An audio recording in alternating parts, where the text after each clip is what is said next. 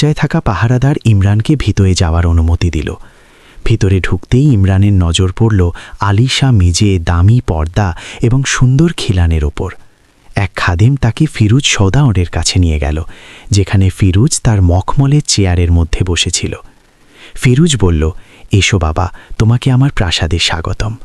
ফিরুজ হাসতে হাসতে বললেন। ইমরান আদরের সাথে সালাম জানালেন এবং মাথা নিচু করে দাঁড়িয়ে রইল।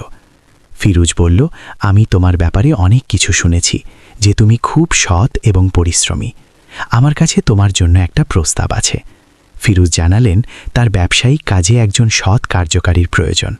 আমি চাই তুমি আমার সাথে কাজ করো। তোমার বেতন আবু বক্করের চেয়েও অনেক বেশি হবে। ইমরান বুঝতে পারল না যে এই সুযোগ সে কিভাবে পেল। সে মনে মনে আল্লাহর শুকরিয়া আদায় করল। সেই সময় এক বোরকা পরা মেয়ে প্রবেশ করল এবং ফিরুজের পাশে এসে দাঁড়াল। ফিরুজ বললেন, ইনি আমার মেয়ে জয়নব। মেয়েটি বোরখা সরালো এবং ইমরানের বিস্ময়ভাবে তাকিয়েছিল। এই সেই মেয়ে যাকে সে বৃষ্টিতে চাদর দিয়েছিল। জয়নব বলল, ইনি সেই ছেলে যে আমাকে বৃষ্টি থেকে বাঁচিয়েছিল আব্বাজান। ফিরুজ হেসে ইমরানের দিকে তাকালেন এবং বলল, এখন বুঝলাম আল্লাহ কেন তোমাকে পাঠিয়েছেন। আমার মেয়ে তোমার নেক দিলের কথা বলেছিল।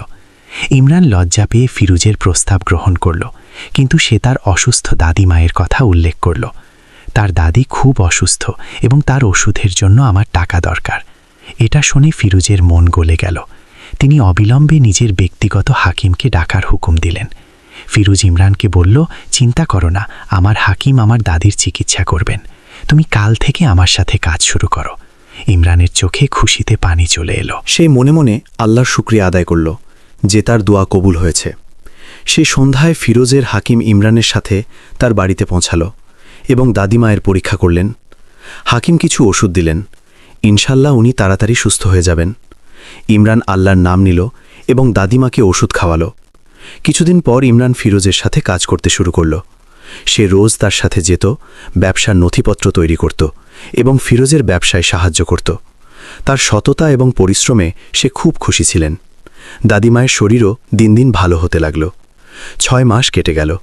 ইমরানের জীবনে বড় পরিবর্তন এলো। ফিরোজের কারণে সে এবং তার দাদি একটি ভালো বাড়িতে থাকতে শুরু করল।